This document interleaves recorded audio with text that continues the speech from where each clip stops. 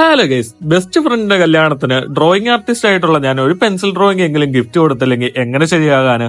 അങ്ങ് ഹൈറേഞ്ച് നടക്കുന്ന കല്യാണത്തിന് ഇങ്ങ് കണ്ണൂരിന്ന് ഒരു ഗിഫ്റ്റുമായിട്ട് പോകുന്ന കഥയാണിത്.